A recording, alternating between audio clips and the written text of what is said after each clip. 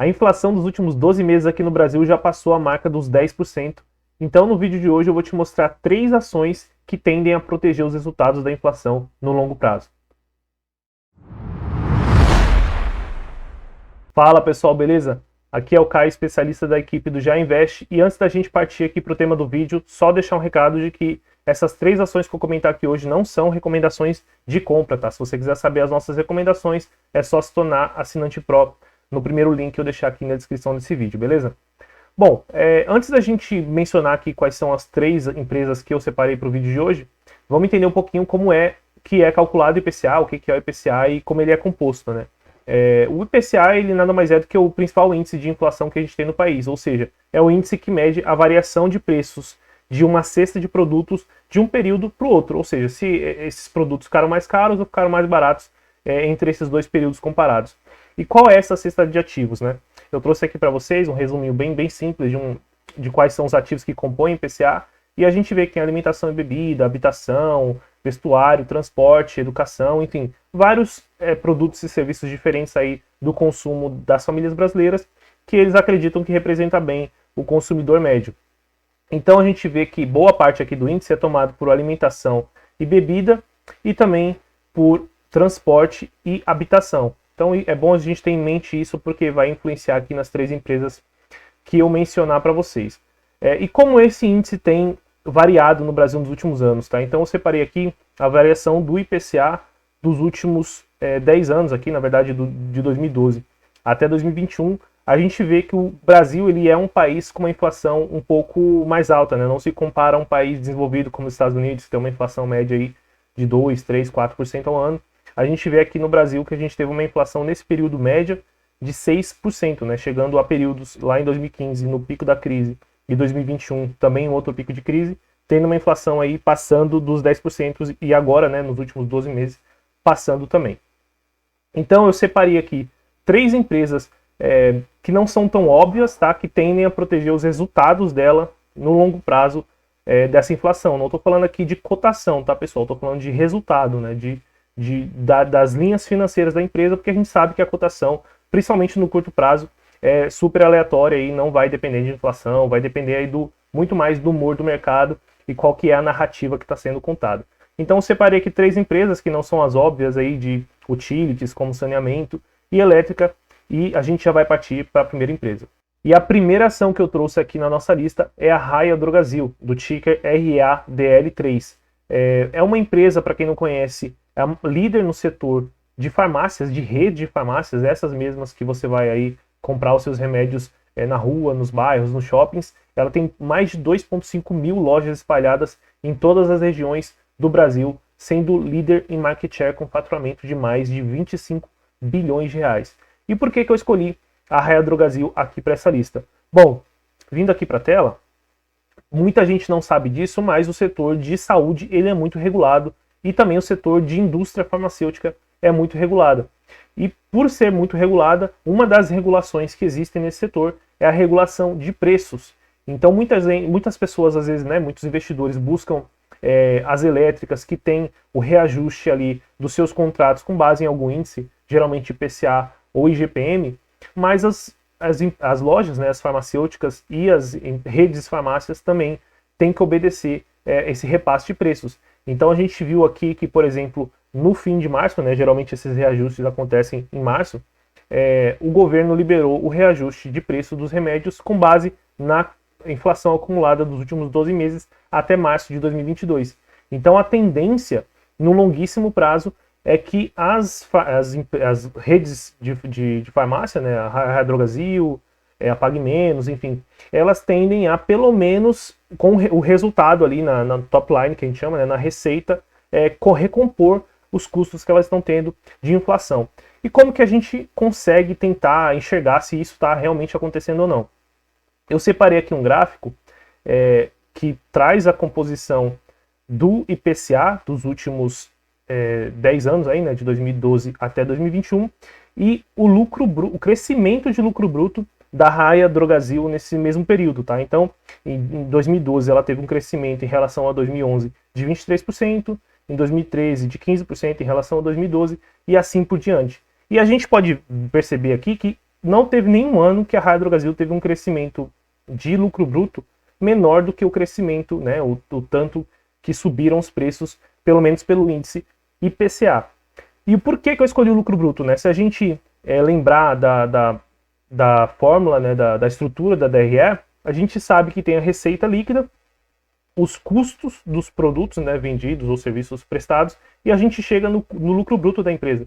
Então, o lucro bruto da Raia Drogasil já está considerando, teoricamente, o aumento dos custos, né, devido com o aumento da inflação que ela teve no mesmo período. Então, se a inflação subiu 10% e teve um impacto nos custos da Raia Drogasil em 10%, o lucro bruto já está considerando esse aumento. Então, se ela teve um aumento de lucro bruto, ela teve um ganho real ali acima da inflação, tá?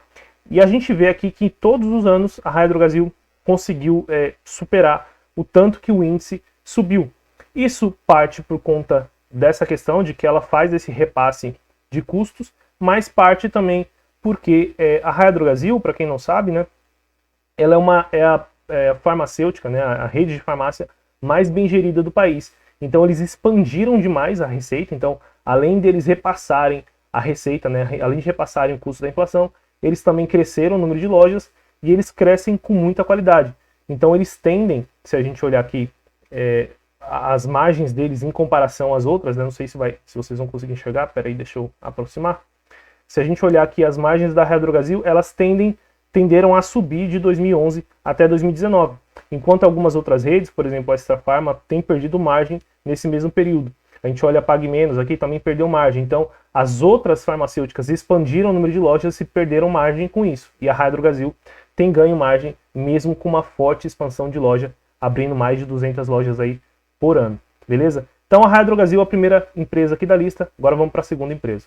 A segunda empresa aqui da lista é a Tupy. A Tupy, para quem não sabe, ela é a líder global na produção de blocos e cabeçotes para motores, com uma produção, né, uma capacidade produtiva de mais de 800 mil toneladas de produtos por ano.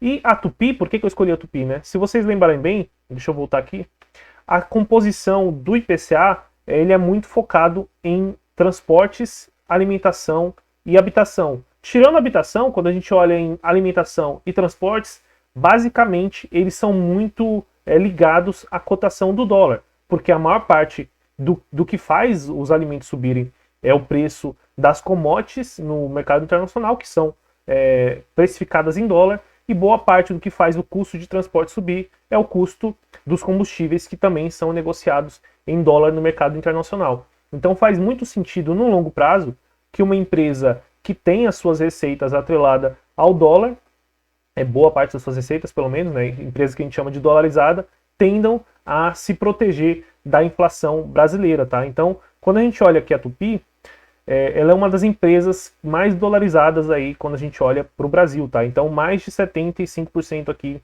da receita da Tupy, né, das vendas da Tupy, não é realizada no que a gente chama de mercado interno, basicamente o Brasil. Então, ela considera aqui a América Latina, mas porque também toda a América Latina não tem uma moeda muito forte. Quando a gente considera a Europa e a América do Norte, mais de 70% das vendas da Tupy são em moedas mais fortes. Por conta disso, a Tupy tende no longo prazo, como eu falei para vocês, ter uma proteção contra a inflação brasileira, mas também porque a Tupy tem nos contratos dela, né, nas cláusulas dos clientes dela, e aí, para quem não sabe, a Tupy ela é fornecedora das principais montadoras do mundo, a John Deere, a Caterpillar, a Volvo, enfim, diversas, e ela tem cláusulas nos contratos dela onde ela pode repassar os custos que ela tem no Brasil nos novos contratos, né, que são negociados de tempos em tempos. E qual é o custo da Tupy? Né? Ela é uma empresa majoritariamente focada e estruturada aqui no Brasil. Então os custos da Tupy são em reais e ela repassa esses custos nos contratos dela. Então vamos dar uma olhada se a Tupy também, assim como a Raia Drogasil, tem conseguido aí, ter um lucro bruto acima do IPCA.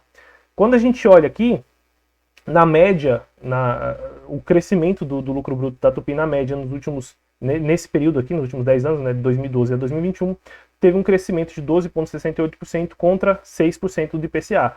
Então, na média, ela conseguiu proteger da inflação e a gente vai ver que tem períodos onde ela perde muito para a inflação, diferente da Raia Drogasil, que era uma coisa mais garantida ali todo mês. A gente vai ver que a Tupi, ela tem alguns anos onde ela vai muito mal por conta de que ela não consegue repassar naquele mesmo ano, ela tem que aguardar um outro ano para repassar, ou teve uma questão muito pontual ali do mercado dela, mas a tendência é, no longo prazo, ela conseguir repassar. Então, se um ano foi fraco aqui, a inflação foi muito forte, e ela não consegue repassar naquele ano, por exemplo, aqui em 2014, ela não consegue repassar naquele ano porque os contratos de 2014, por exemplo, foram feitos em 2013. Então ela vai lá em 2015 e ela repassa aquela inflação nos contratos dela, e em 2015 ela recupera. E assim vai ao longo dos anos. O que importa aqui é, na média, ela ir muito bem. E quando a gente olha aqui, o ano de 2021, você pode pensar que isso aqui foi por conta da aquisição da Techseed, tá? Mas a aquisição da Techseed, ela começou a computar no lucro bruto da Tupi somente no fim do ano. Então, não foi isso que impactou muito aqui os resultados de 2021, a gente já fez esse ajuste. E agora vamos para a próxima empresa, né? Já falei de Hidrobrasil e Tupi, agora vamos para a terceira empresa. E a terceira empresa que eu trouxe aqui é a Porto Seguro. A Porto Seguro, ela é líder no segmento de seguros no setor automotivo, e é também muito relevante no segmento de seguro de saúde e outros serviços que ela oferece no ecossistema dela, né? Então agora ela está oferecendo serviço financeiro, banking, cartão de crédito, mas ela é forte mesmo no seguro auto. E por que eu escolhi a Porto Seguro, tá?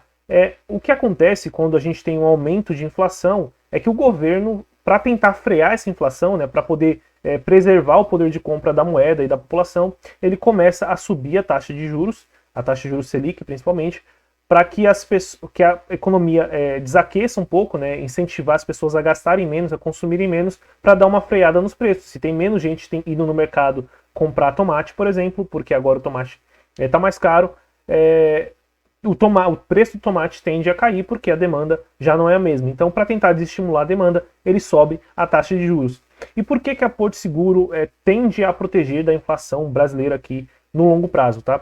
Se a gente olhar lá no resultado da Porto Seguro, a gente vê que uma seguradora, né, para quem não sabe, ela funciona da seguinte forma: ela tem o serviço dela de seguro, ou seja, você paga um boleto aí para Porto Seguro para você ter o seu veículo segurado, e aquele dinheiro ela pega e ela aplica.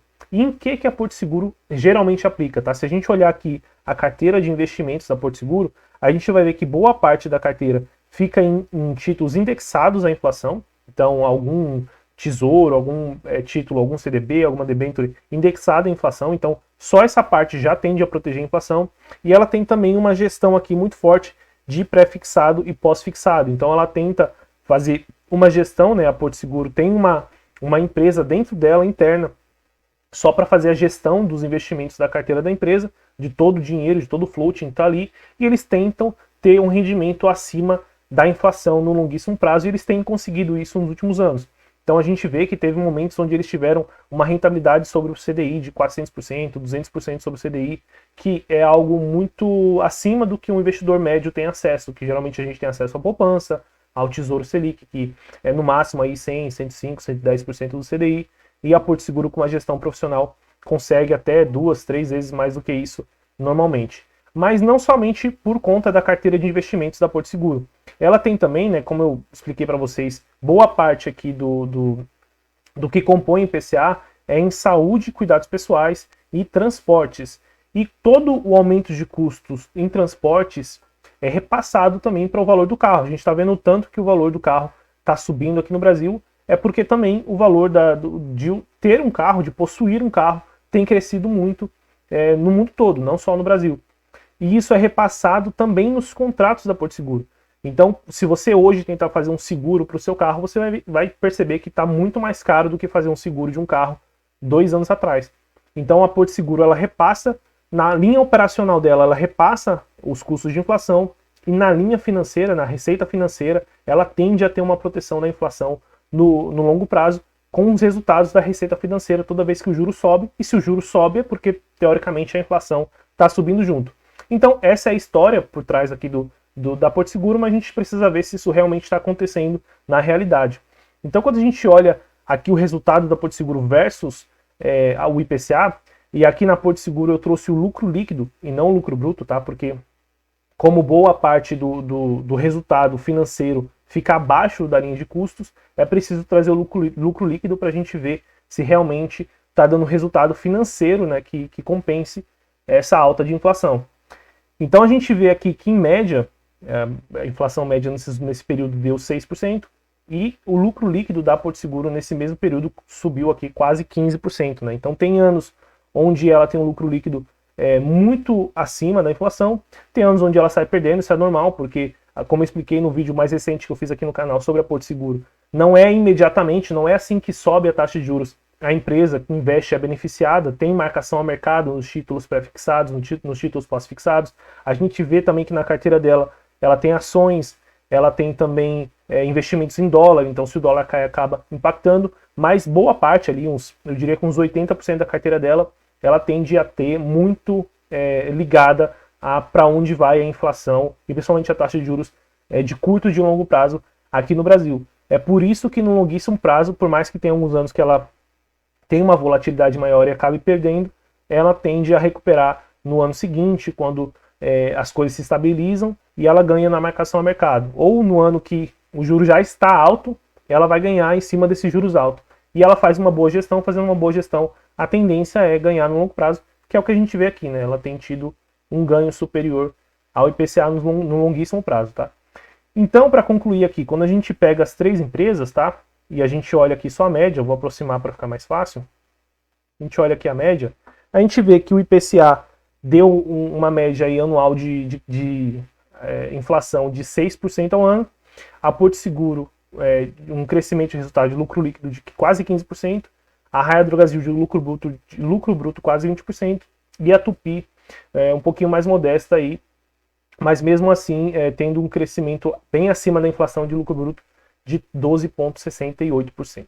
Então essas eram as três empresas que eu queria trazer aqui para vocês hoje. Lembrando que nada vai proteger mais o seu patrimônio da inflação no longo prazo do que investir em bons ativos. Não importa o setor onde elas estejam, qual é a dinâmica ali da empresa. Se você investir em boas empresas que têm vantagens competitivas no longo prazo, a tendência é que elas tenham um retorno acima da inflação do país onde elas estão ali situadas, de onde é a receita delas. Porque elas têm poder, né, de passar os custos para os clientes dela, não importa aí o setor onde elas estejam, beleza?